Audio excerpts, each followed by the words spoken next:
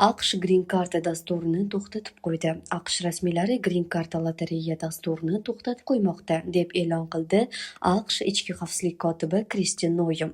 Uning so'zlariga ko'ra, bunga sabab Braun universitetidagi otishmada gumonlanuvchi mamlakatga ushbu dastur orqali kelgan.